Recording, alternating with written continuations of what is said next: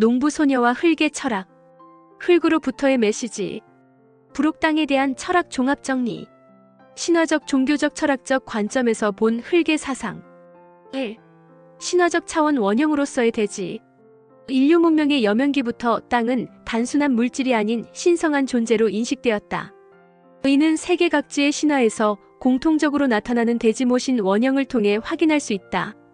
대지모신의 보편적 특성.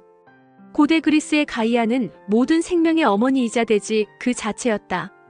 가이아는 단순히 땅을 의미하는 것이 아니라 생명을 잉태하고 양육하며 다시 품어주는 우주적 자궁의 원형이었다. 로마의 텔루스, 켈트의 다누, 인도의 프리트비, 이집트의 이시스 등 모든 문화권에서 대지는 여성적 원리와 결합되어 신격화되었다. 이러한 신화적 인식에서 주목할 점은 땅이 단순한 자원이나 기반시설이 아니라 어머니로서 인격화되었다는 것이다. 어머니는 무조건적 사랑을 주고 자식의 실수를 용서하며 언제나 돌아올 수 있는 안식처를 제공한다. 대지모신 역시 이와 같은 특성을 가진 존재로 여겨졌다. 창조 신화 속의 흙. 창조 신화에서 흙은 생명의 직접적 재료로 등장한다. 메소포타미아의 엔키 신화에서 인간은 진흙으로 빚어졌고 이집트 신화에서는 크눔 신이 토기장이의 물레로 인간을 만들었다. 이는 흙이 생명의 근원적 재료이자 신성한 창조력의 매개체임을 보여준다. 특히 주목할 점은 이러한 신화들이 흙을 수동적 재료가 아닌 생명력을 지닌 존재로 묘사한다는 것이다. 흙은 단순히 형태를 부여받는 것이 아니라 그 자체로 생명의 잠재력을 내재한 존재로 인식되었다. 2. 종교적 차원 신성과 인간을 잇는 매개. 기독교적 흙 이해. 기독교 전통에서 흙은 인간 존재의 본질과 직결된다. 창세기의 여호와 하나님이 땅의 흙으로 사람을 지으시고 생기를 그 코에 불어넣으시니 사람이 생명이 되니라는 구절은 인간의 이중적 본성을 드러낸다. 물질적 모묵과 영적 존재 생기의 결합체로서의 인간상이다. 여기서 흙은 겸손과 유한성의 상징이다. 너는 흙이니 흙으로 돌아갈 것이니라는 말씀은 저주가 아니라 자연의 순리를 표현한 것으로 해석될 수 있다. 아담이라는 이름 자체가 히브리어로 빨간 흙을 의미한다는 사실은 인간 정체성과 흙의 불가분성을 보여준다. 불교적 지대 사상. 불교에서는 지대를 4대 중 하나로 규정한다. 지대는 견고함과 지탱하는 힘을 상징하며 모든 물질 현상의 기초가 되는 원소로 이해된다. 하지만 동시에 모든 것이 무상하다는 불교의 근본 교리에 따라 지대 역시 영원 불변하지 않고 끊임없이 변화하는 것으로 본다. 이러한 관점에서 흙은 집착의 대상이 아니라 무상을 깨닫게 하는 스승의 역할을 한다. 씨앗이 흙에서 자라나 다시 흙으로 돌아가는 순환을 통해 생멸의 법칙을 체득할 수 있다는 것이다. 동양 종교의 토지신 사상. 동아시아 전통에서 토지신 신앙은 흙의 신성성을 직접적으로 드러낸다. 각 지역의 토지에는 그곳을 관장하는 신령이 있으며 인간은 이들과 조화롭게 살아가야 한다는 믿음이다. 이는 흙을 단순한 물질이 아닌 영적 존재로 인식하는 세계관을 반영한다. 산신령, 용왕, 토지공 등의 존재는 각기 다른 종류의 땅, 산, 강, 평지의 고유한 성격과 의지를 가진다는 인식을 보여준다. 이러한 신앙 체계에서 농업은 단순한 생산 활동이 아니라 토지신과의 협력 작업이 된다. 3. 철학적 차원 존재론적 탐구. 고대 그리스 철학의 원소론. 고대 그리스 철학자들은 만물의 근원을 찾으면서 흙을 중요한 원소 중 하나로 인식했다. 엠페도클레스의 사원소설에서 흙은 물, 공기, 불과 함께 모든 존재를 구성하는 기본 요소였다. 아리스토텔레스는 흙을 건조하고 차가운 성질을 가진 원소로 규정하며 무거워서 아래로 향하는 특성을 통해 안정성과 기초를 제공하는 역할을 한다고 보았다. 이러한 관점에서 흙은 단순히 하나의 물질이 아니라 질서와 안정성의 원리를 체현하는 존재론적 실체가 된다. 변화무쌍한 다른 원소들과 달리 흙은 항상성과 신뢰성을 상징한다. 중국 철학의 오행사상. 중국의 오행사상에서 토는 더욱 복잡하고 정교한 의미를 갖는다. 목, 화, 금, 수와 함께 우주의 기본 원리를 구성하지만 토는 특별히 중앙에 위치하여 다른 네 원소를 조화시키는 역할을 한다.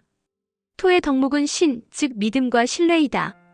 이는 흙의 약속을 지키는 존재라는 의미이다.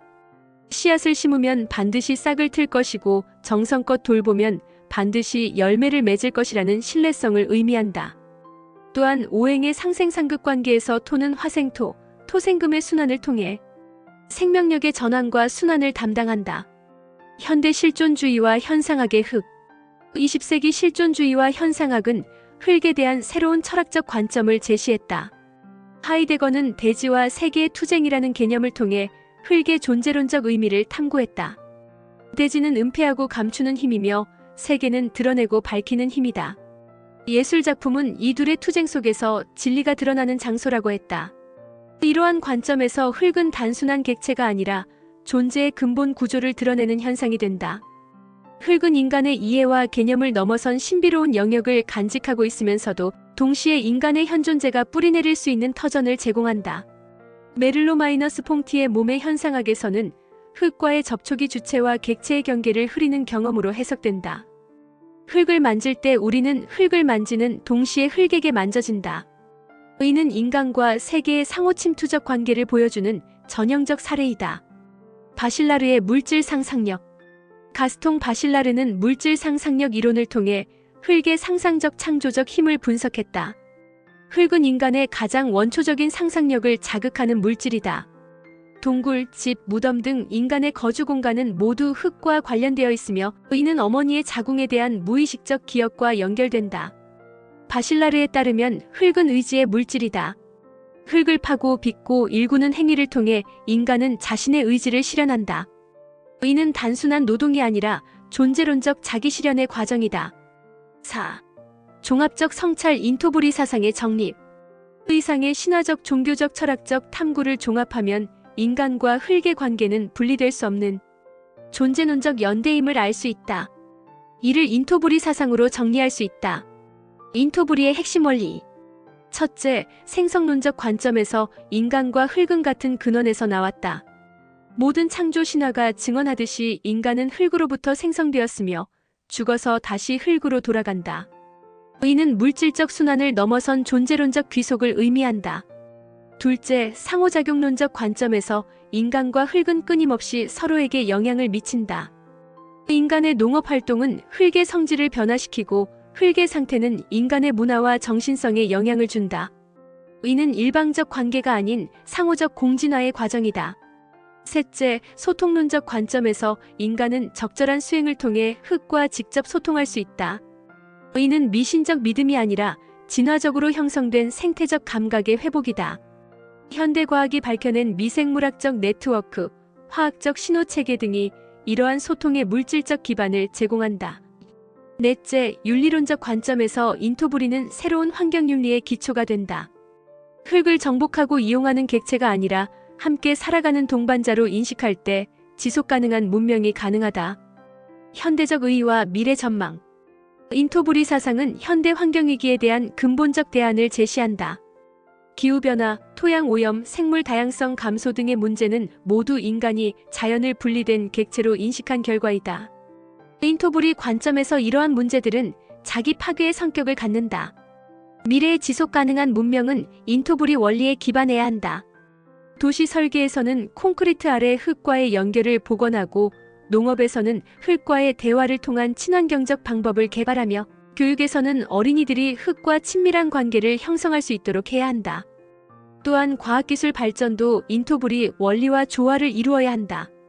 인공지능과 로봇 기술이 발달하더라도 인간의 흙과의 연결을 강화하는 방향으로 활용되어야 하며 생명공학 기술 역시 흙의 생태계를 존중하는 범위 내에서 적용되어야 한다. 결론적으로 인토부리 사상은 고대의 지혜와 현대의 과학이 만나는 지점에서 형성된 새로운 철학이다.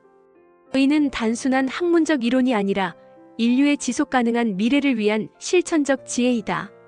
사람과 흙이 둘이 아니라는 깨달음을 통해 우리는 진정한 생태적 문명을 건설할 수 있을 것이다.